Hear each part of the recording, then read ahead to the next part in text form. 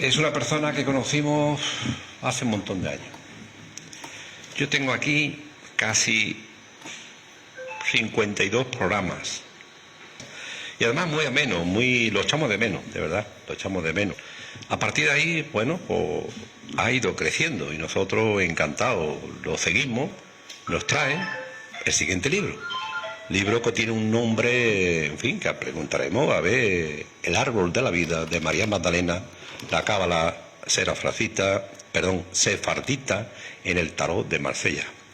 ¿De quién hablo? De nuestro amigo y apreciado compañero de radio y en su labor de difusión. Y ya yo cuando escribió el primer libro le comenté, este es el principio, este es el principio, al final los escalones se suben y esto nos separa. Y efectivamente.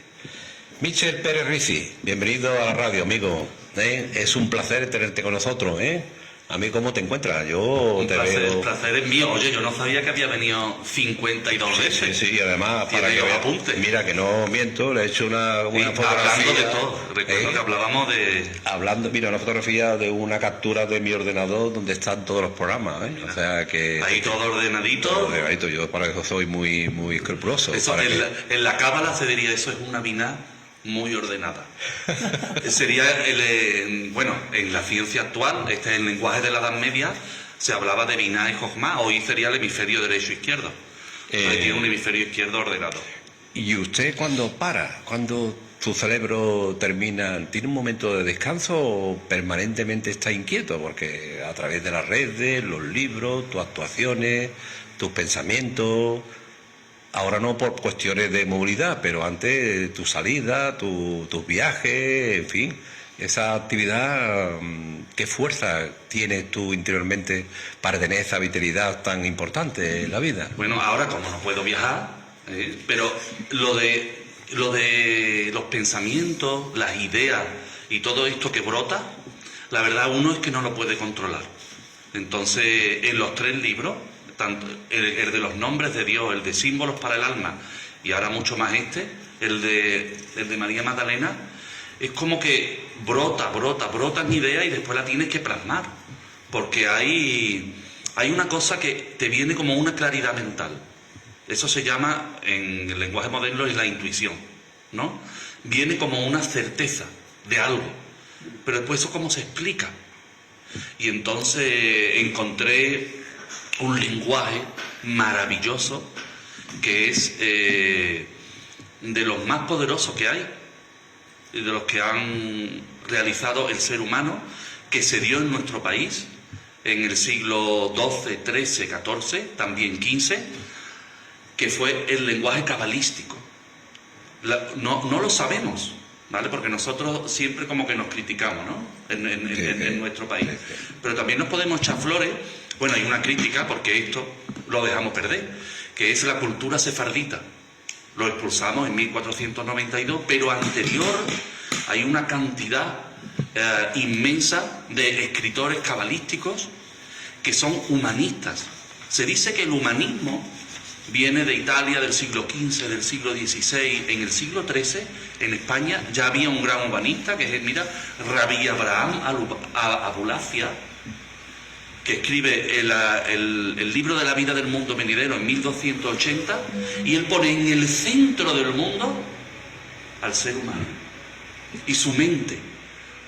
Él habla de Dios, claro, porque en esta época se habla mucho de la relación con Dios, pero dice que la relación con la deidad es personal. No viene a través de un sacerdote, no viene a través de una institución, sino que es una relación personal. Bueno, hoy en día eso lo dice todo el mundo y no implica nada, ¿no?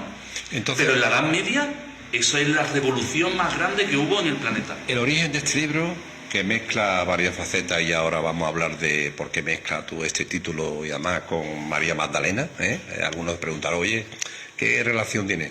¿Es propio de tus líneas de investigación o es una necesidad interior tuya espiritual de escribir este tipo de libros?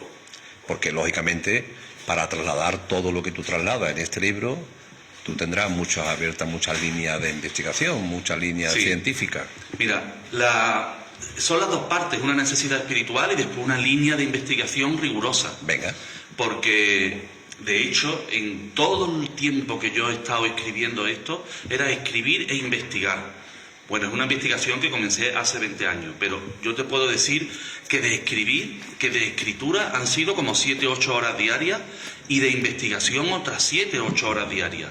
Sobre todo leyendo los originales medievales y también yéndonos a la filosofía más antigua que había en la época. ¿De qué época estamos hablando? ¿Vale? Pues estamos hablando de los inicios del cristianismo. En los inicios del cristianismo hay una confluencia espectacular en todo el mundo mediterráneo, en el que hay una búsqueda intensa, de la que participan también los primeros cristianos, pero no solo los primeros cristianos, hay religiones mistéricas, y eso, en un momento dado, a partir del siglo IV, ya cuando Constantino, digamos, el Imperio Romano toma la religión cristiana y dice, mira, esto es la religión, pero no es una religión en la que tú tienes que sentir, sino que tú tienes que creer esto. Y ahí escogen ya los 4 evangelios, ¿no? Y ya empiezan como a dogmatizar para crear un nuevo imperio, que sería después el imperio que después fomentaría Carlomagno, después Carlos V, ¿no? Es como ese imperio cristiano heredero del Imperio Romano. Eso vamos a dejarlo aparte. Hay una tradición esotérica que después se va escondiendo tanto en el judaísmo como en el cristianismo, porque en el judaísmo también todos estos pensamientos de los cabalistas estaban prohibidos. También eran asesinados los rabís, ¿no? Que pretendían, no solo Jesús, sino otros muchos eran denostados. Mira, Rabí Abraham Abulafia, en España en el siglo XIII, para que veáis lo que es tener una relación libre con la divinidad e interior, por sus propios compatriotas fue expulsado de aquí. Y él se tuvo que ir a la isla de Chipre exiliado, después se fue a Roma, digamos, estaba denostado por todos. Después murió, ¿vale? Pero después escribió, nos dejó escritos todos estos materiales. Lo que quiero decir es que hay una enseñanza esotérica en el que el judaísmo y el cristianismo están interrelacionados en los primeros siglos, y que eso se mantiene hasta nuestros días a través de una tradición de labio a oído y de una cábala, primero ortodoxa judía y también una cábala cristiana. Ahí vamos al núcleo del libro. Vamos a ver. Explícanos brevemente la relación o la conexión, el árbol de la vida, con la figura de María Magdalena y concretamente con la cábala sefardita y el tarot de Marsella. Eso es un núcleo de conexión. Explícanos brevemente cómo está relacionado. Parece caótico, ¿no? Dice, no. ¿Cómo va a unir todo eso? Pero todo tiene un sentido. Eso es. ¿Vale? Es una propuesta. Porque es muy atrevido el título, Muy sí, atrevido o no. Tú coincides, ¿no? Sí, es atrevido, pero tiene una línea argumental muy definida. De eso se trata. ¿Vale? Venga. Quien se lea el libro se va a dar cuenta que hay una línea argumental definida. Vamos a ver. Voy a ver cómo hilo el libro. Venga, pues voy a empezar hablando del libro. Mira, aquí al principio lo que se habla, ¿vale? Es de que hubo un tiempo en la prehistoria en la que la feminidad y la relación de lo femenino con la divinidad estaba realmente conectada con el ser humano. ¿Vale? Ahí es cuando aparecen estas madres, ¿no? Estas figuras nilóticas que se llaman así, que hablan de la fertilidad, del nacimiento y también de la muerte en un ciclo cósmico. Entonces, ¿qué ocurre? Que llega un momento dado en el que los pueblos indoeuropeos, que son más patriarcales, invaden Europa. ¿Qué ocurre? Que ahí entra la figura del héroe solar. Y la parte de la feminidad empieza a quedar sepultada. Pero sale en el subconsciente. Es decir, el culto a Isis. En los primeros siglos del cristianismo, la Isis, casi todo el mundo iba a los templos de Isis, ¿no? A recibir esos misterios, esas iniciaciones secretas, porque buscaban esa feminidad que estaba ahogada por una intensa masculinidad, por un Dios masculino, solo masculino. ¿Qué ocurre en los primeros siglos del cristianismo? Con el judaísmo y con los primeros cristianos, que no se llamaban cristianos, ¿vale? Eran todos judíos. En el siglo I no había diferencia entre judío y cristiano. Todos eran judíos, todos seguían la ley. La palabra cristianismo se usó ya en el siglo IV. ¿Qué ocurre ahí? Pues que empieza a surgir, ¿vale?, una nueva forma de entender el culto y la relación con la divinidad para todo el pueblo, sin que hubiera intermediarios. Así es como nace el cristianismo. Nos dice, no tienes que ir al sacerdote, tampoco tienes que ir al templo de Apolo, ¿no?, o con una vestal, sino que tu relación con la divinidad es tuya y pertenece a todo, ya sea pobre, hombre, mujer, lo que tú quieras. Y entonces ahí comienza a darse unos magníficos escritos. Tenemos los 4 evangelios, pero aquí yo me baso mucho, por ejemplo, en el Evangelio de Tomás, en el Evangelio de Felipe, en el Evangelio de María Magdalena, que tuvimos la suerte de que en 1948 un monje copto enterró esos evangelios, porque claro, ya era el siglo IV y empezaron a prohibirse lo que el emperador Constantino consideraba que era herético. Y eso se enterró porque él intuyó y apareció en 1948. Bueno, pues esos magníficos evangelios nos dan una relación de equiparar lo masculino y lo femenino también en la divinidad. No solo en el plano humano, sino desde el punto de vista divino. Ellos hablan del Padre, pero también hablan de la Madre, ¿no? El Padre cósmico y la Madre cósmica. Pues bueno, esa enseñanza, que yo la uno con los primeros cabalistas, por ejemplo, Rabbi Shimon Bar Yochai, dice la tradición que es el que inicia esa cábala. ¿Qué es la cábala? La cábala es una serie de técnicas. La cábala viene del verbo hebreo kabel, significa recibir. ¿Recibir qué? Recibir abiertamente. ¿Qué es la receptividad? En lenguaje moderno es el yin, lo femenino, lo receptivo. El yang es lo que busca, ¿vale? El yang es lo que tiene un objetivo. El yin es simplemente la receptividad. El Evangelio de María Magdalena, eso es, lo que hace es que intenta que brote esa receptividad.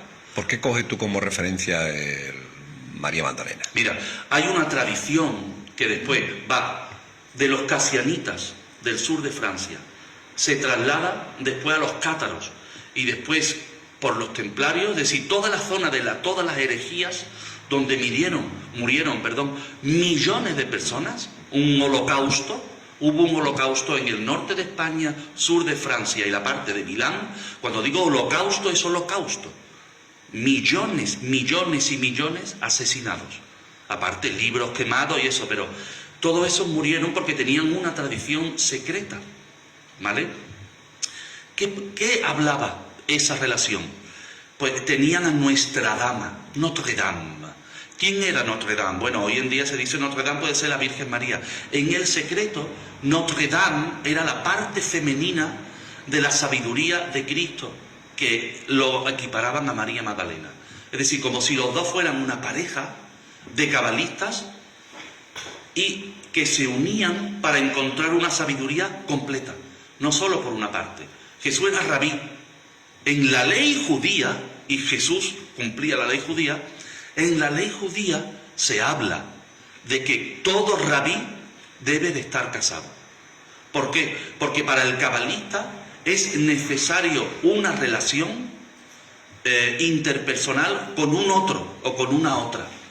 Y ahí, en esa relación, se da en imitación la relación con la divinidad. Es decir, tú no te puedes unir a la divinidad si no te unes con la humanidad. Entonces, nos dice el Evangelio de María Magdalena en una parte maravillosa. Dice, mira, están todos los apóstoles, todos masculinos, todos los masculinos, es decir, Pedro, estaban Santiago, todos, vamos a decirlo en gaditano, acojonados. Habían matado a Jesús, eso lo cuenta el Evangelio de María Magdalena, y todo escondido. La única que estuvo a los pies de la cruz fue María Magdalena.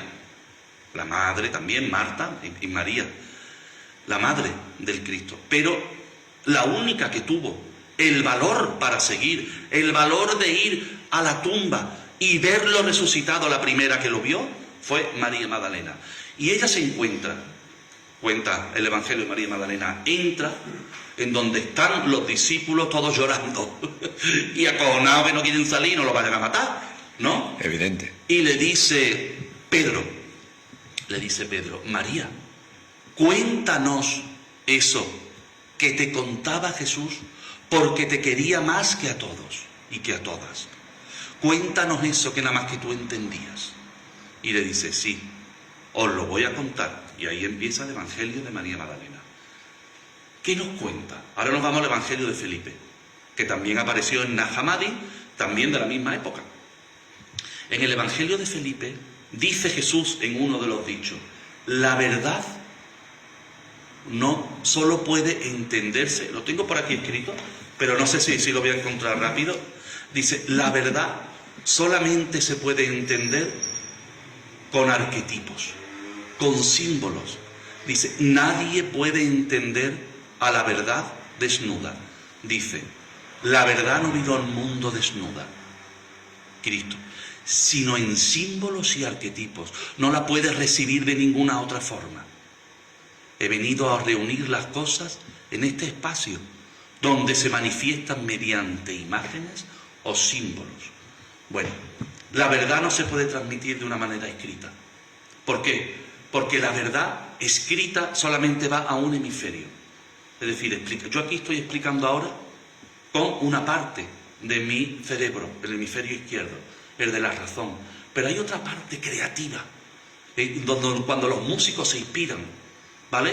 O cuando, no tiene por qué ser músico, cuando está en una puesta de sol y se te pone los vellos de punta, ahí está el hemisferio derecho creativo, amoroso y femenino.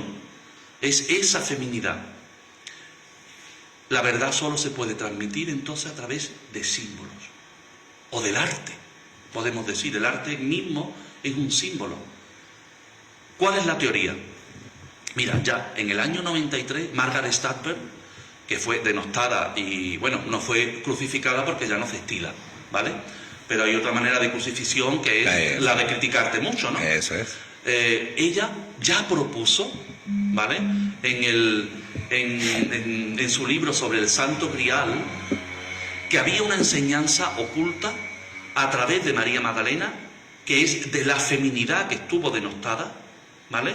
Y que a través del celibato, a partir del año 8, por ahí, incluso después, se obliga a los sacerdotes a ser célibes, ¿vale? Es decir, a cercenar una parte de su experiencia en la vida. Joseph Campbell se acaba de publicar. Primero me lo leí en inglés, pero después descubrí que lo publicó Atalanta, hablando del Santo Grial. Y se habla de que el Santo Grial es esa feminidad oculta, la leyenda del Santo Grial, ¿vale? Que toma la tradición de María Magdalena, pero que estaba prohibido nombrarla. Hace tiempo que tú no vienes a Radio Esquina, ¿eh? Porque, en fin, tiene que ir con más frecuencia, porque hay tantas preguntas que me va a quedar a la mitad. Me relajo. ¿Por qué? Que se lea el libro y ya... Eso es. ¿Por qué enfocas centrarte en la tradición sefardita dentro de la cábala? ¿Por qué no en otras cabalísticas? ¿Por qué tú enfocas en esta línea? Bueno, yo desde el corazón te respondo, porque para mí es la que está más acertada, ¿vale? Y es la más genuina, la de nuestro país. La tradición sefardita, que en el siglo X, XI, XII, XIII, XIV y XV floreció en nuestro, bueno, decimos España, en la época no era España, ¿vale? Floreció en la península ibérica y en parte de la Provenza, pero sobre todo en la península ibérica es la más genuina. Mira, hay muchas cábalas, hay muchas tradiciones cabalísticas, ¿vale? Más modernas, pero la más antigua es la sefardita. Entonces, a mí me gusta ir siempre a la fuente más antigua, las que están menos contaminadas por el paso del tiempo y de las consideraciones personales de multitud de gente, ¿no? Entonces, la cábala sefardita es la que va al punto de la relación de el ser humano con la divinidad, independiente de cualquier institución. No me digáis que eso no es moderno. Es decir, en la Edad Media te dan la oportunidad, estos cabalistas, de decir, no necesitas pagar dinero a nadie, no necesitas ser esclavo, no necesitas seguir las instrucciones que te diga un sacerdote o una monja. No, la relación es tuya contigo. Mira, es muy curioso. Santa Teresa casi la queman en su época. Estuvo acusada de brujería, pero hay un hilo muy fino que tuvo la suerte de caer y de que tuvo suerte de caer en el lado de la santidad. Si no hubiera caído en el lado de la brujería, ¿vale? Sus padres eran, bueno, voy a decir la palabra de la época, marranos. ¿Qué es un marrano? En la Edad Media, marrano se decía a los judíos, a los descendientes de los judíos. Ese es un marrano, cochino. Entonces, sus padres eran marranos, ocultos. Yo estoy convencido que la relación que nos propone San Juan de la Cruz también y Santa Teresa, personal con Dios, viene de la Cábala, porque es lo mismo que habla Abraham Abulafia, ¿vale? Joseph Gicatilla, todos los cabalistas de la época. Eso es totalmente moderno. En el libro, una vez más, y además cuando tú viniste por primera vez a la radio, dijiste muy claro que el tarot no era el tarot de milagroso, sino la interpretación que tiene los arcanos, los grados, ¿de acuerdo? Principalmente en el tarot de Marsella. Hicimos programas que interpretábamos la carta, ¿no? En el libro también viene reflejado el tarot de Marsella con sus 22 visualizaciones, etcétera, etcétera. ¿Qué importancia tiene tú? Coincide que el tarot es algo más que lo que realmente pensamos. Esta relación que tú vinculas, lo que tú estás planteando, sefardita, el tarot, y además visualmente en tu libro lo bien refleja en las distintas cartas. Explícanos un poquito esa dinámica y cómo lo planteas. Venga. Mira, hay una teoría espectacular. Todo esto son teorías. Aquí yo lo digo en el libro, yo no pretendo demostrar nada. Bien. ¿Vale? Yo doy simplemente una puerta para que la gente pueda sentir su espiritualidad dentro, ¿vale? Eso no quiere decir que esté currado y ya la línea de investigación... La línea de investigación para mí es perfecta, pero yo no intento demostrar. Perfecto. ¿Vale? Esto no es un libro para decir... No, eso es una puerta que se abre.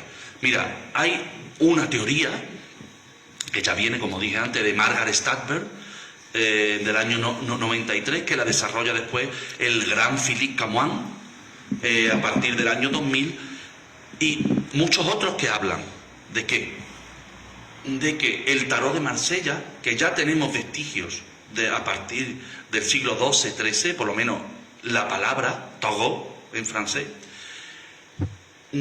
era la fórmula que se encontró en la época para ocultar por medio de símbolos, ya hemos dicho el Evangelio de Felipe, la verdad solamente se transmite por símbolos. Eso lo dice el Código da Vinci también, desde una manera así como más peliculera, ¿no? Pero la teoría es que en el tarot de Marsella es donde se oculta esa relación simbólica que, desgranando código por código y arcano por arcano, transmite una filosofía. ¿En qué mejor lugar que ocultar algo en algo que está a la vista de todo el mundo? Eso está... Todos los espías lo saben, ¿no? Tú ocultas una carta y la escondes en un sitio, al final te la van a encontrar. Pero tú ocultas algo y lo llevas aquí colgado, no se da cuenta. Nadie se fija. ¿En dónde se ocultó? En un juego de cartas. Porque el juego del tarot de Marsella se usaba para jugar.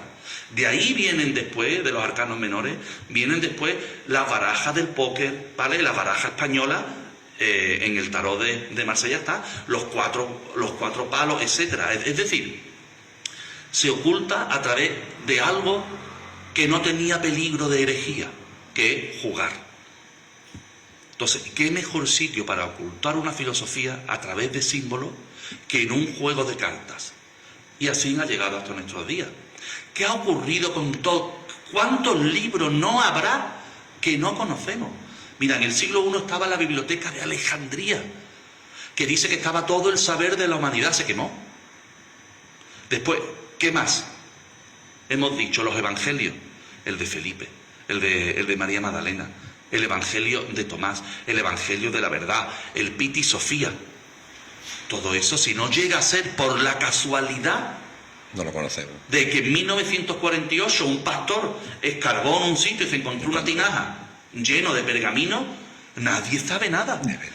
Entonces, ¿qué ha ocurrido? Que hemos perdido, que no hemos perdido la Eso es. historia.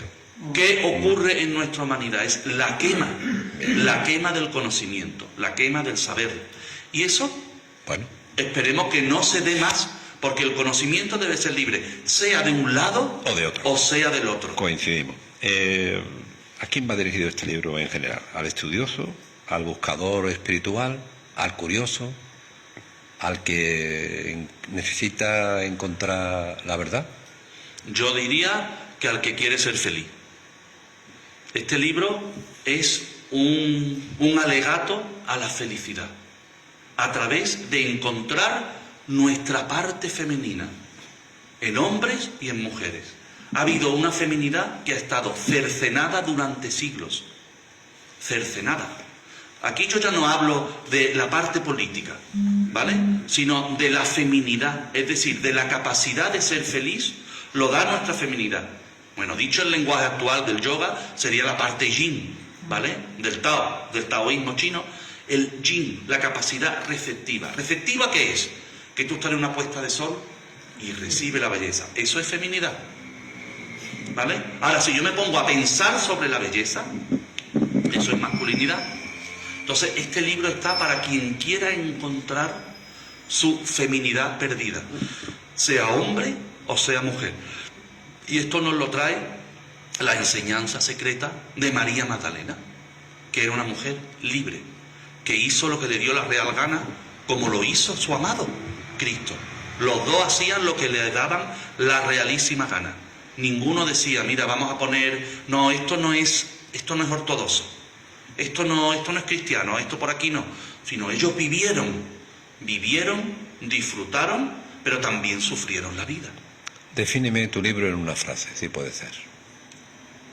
La búsqueda del árbol de la vida. Eso es. Comer de nuevo del árbol de la vida. No del conocimiento del bien y del mal. El árbol de la vida. Aquel árbol que en el Génesis decía que estaba guardado por un querubín. Pues volver allí a lo que Yahvé dijo, Yod-Heh-Vah-Uj, dijo, hombre, no vaya a hacer ahora que vayan a comer esta gente de ahí sean inmortales. ¿Qué es la inmortalidad? Entrar en la felicidad. ¿Qué es la felicidad? Es la experiencia directa donde no hay tiempo ni espacio. Entonces, árbol de la vida. ¿Dónde podemos encontrar este libro? Este libro ahora se encuentra en Amazon, ¿vale? Te lo envían en 2 o 3 días. En librerías físicas, a quien no le guste comprar en Amazon, está en la gran librería de la calle de La Paz, en la Puerta del Sol en Madrid, la librería Boindra, ¿vale? Y después en San Lucas, que la envían también a todos los sitios, tenemos un acuerdo magnífico con ellos. Y después aquí en San Lucas, pues lo tenemos en la calle Banda Playa número 23, en el centro de yoga María José, ¿vale? Ahí ella os puede dar la copia de todos mis libros. La Puerta del Gozo, símbolo para el alma. Los 72 nombres de Dios. Y ahora el árbol de la vida de María Magdalena y la cábala sefardita en el tarot de Marsella. ¿Hay más? No lo sé, porque uno escribe por impulso, por pasión. Entonces ahora mismo estamos con la promoción de este libro, con las entrevistas, ¿vale? Que ahora mismo tenemos, claro, yo me muevo porque este tema se mueve desde un punto de vista mundial. Es decir, a los que nos gustan estas cosas somos muchos, miles en el mundo. Sí, pero tú eres muy activo, ¿eh? Pero no estamos juntos en un sitio. Es decir, yo no voy a hacer una presentación en San Lucas. Aquí no hay 1000 locos como yo. Entonces, estamos en una presentación en las redes. Se está llegando el libro a todo el mundo. Pero estos locos, digamos que nos reunimos por las redes. Pues, Michel, necesitamos un loco como tú en vez en cuando que venga a la radio. El MAT, eso es una carta del tarot, el loco. El loco, ¿no? Y además muy llamativo. Siempre me tocaba a mí, no sé por qué. ¿Te acuerdas cuando barajaba? ¿Sabes lo que es el loco? El loco en realidad es a lo que le dicen esa carta. La carta no se llama el loco, se llama el MAT. Es el que sigue su camino. Cuando tú sigues tu camino, ¿qué eres? ¿Qué te dicen los demás? Está loco. Este está loco. Está todo Es decir, claro. cuando no te pueden definir. Es decir, si yo te defino y te digo, mira, Juanjo es de este partido Ojo. y sigue a este y sigue al otro, ya está definido. Ya, ya, ya. Ahora, cuando tú dices lo que te da la realísima gana y dices, este no sabe de dónde es, para allá y para acá, pues entonces ya eres loco. Sí, O sea, sí. cada vez que nos digas loco, Es bueno. hay que es bueno. Eso es. Es buenísimo porque nos quitamos Pues, de la muchedumbre. Amigo, te deseamos lo mejor. Aquí tienes tu casa, tú lo sabes. ¿eh? Muchas gracias. Cuando tú te apetezca, te vienes por aquí, pasamos un rato Perfecto, agradable, ¿eh? perfecto. Y mucha suerte con este libro, El árbol de la vida, de María Magdalena, la cábala sefardita en el tarot de Marsella, de nuestro amigo y compañero Michel Pérez Riz. Venga. Escucharnos, sí.